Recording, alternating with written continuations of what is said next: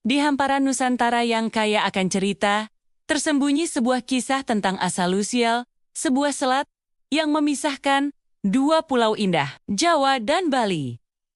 Ini adalah legenda tentang Manik Angkeran, seorang pemuda tampan namun memiliki satu kelemahan besar.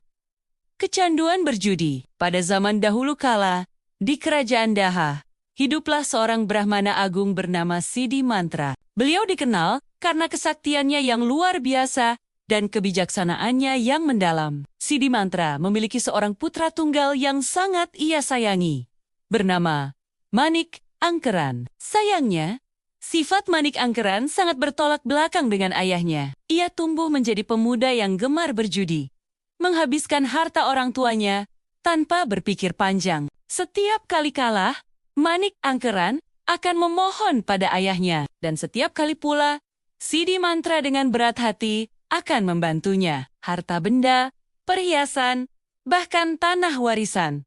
Semua ludes di meja judi. Sampai pada satu titik, Sidi Mantra benar-benar kehabisan cara. Hartanya telah habis, dan utang Manik Angkeran semakin menumpuk. Dalam keputusasaannya, Sidi Mantra memutuskan untuk bertapa, memohon petunjuk dari para dewa. Setelah berhari-hari bersemedi, ia mendapat bisikan gaib untuk pergi ke Gunung Agung. Di sana, bersemayam seekor naga sakti bernama Naga Besuki, penjaga harta karun di kawah gunung. Konon, Naga Besuki adalah sahabat Sidi Mantra di masa lalu. Dengan bekal genta saktinya, Sidi Mantra mendaki Gunung Agung yang megah. Tiba di tepi kawah, ia membunyikan gentanya dan membacakan mantra-mantra suci. Tanah bergetar esap menggapol. Dan dari dalam kawah, muncullah sang naga besuki yang perkasa.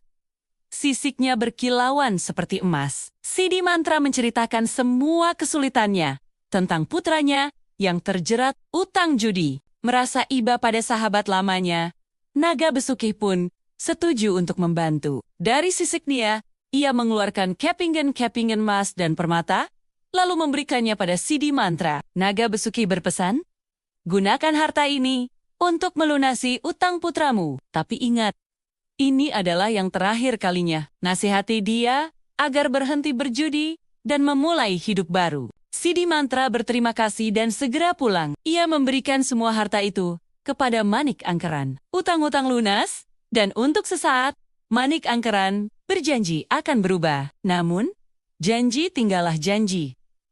Sifat buruknya kembali kambuh. Tak lama kemudian, ia kembali ke arena perjudian dan kalah telak. Hartanya habis lagi. Kali ini, Manik Angkeran tidak berani meminta pada ayahnya. Diam-diam, ia menguping pembicaraan Sidi Mantra dan mengetahui tentang Naga Besuki di Gunung Agung.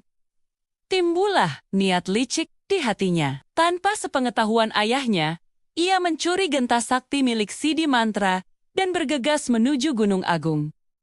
Sesampainya di sana, ia meniru apa yang dilakukan ayahnya. Ia membunyikan genta itu dengan sembarangan. Naga Besuki yang merasa terpanggil pun muncul. Melihat pemuda asing di hadapannya, sang naga bertanya, "Siapa kau, wahai anak muda? Berani sekali kau memanggilku."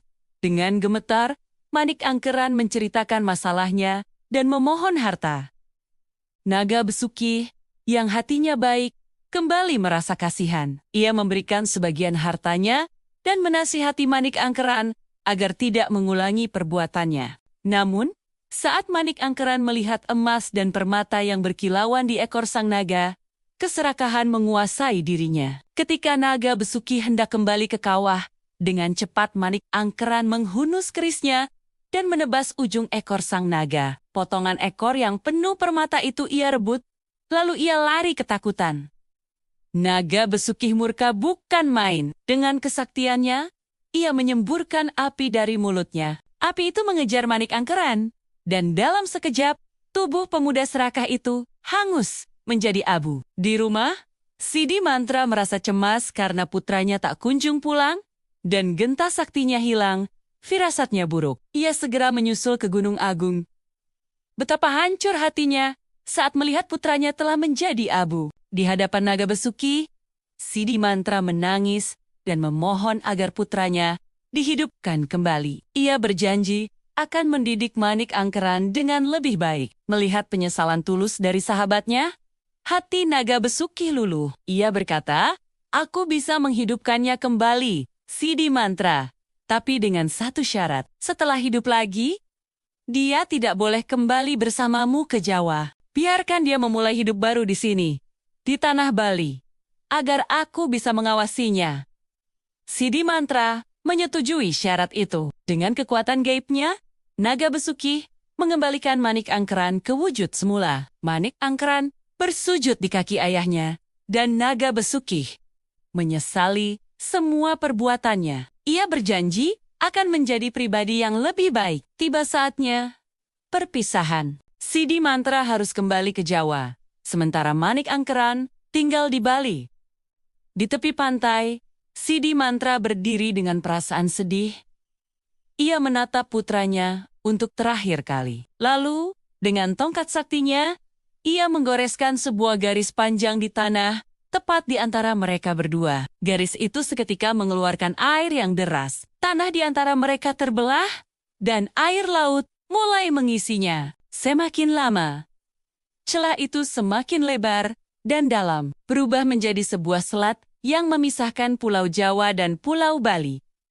Sejak saat itulah, selat itu dikenal sebagai Selat Bali, sebuah pengingat abadi akan janji, penyesalan, dan perpisahan antara seorang ayah dan putranya.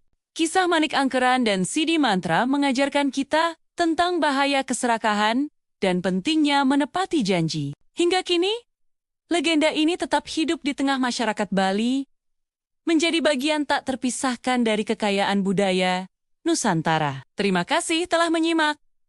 Sampai jumpa di kisah-kisah selanjutnya.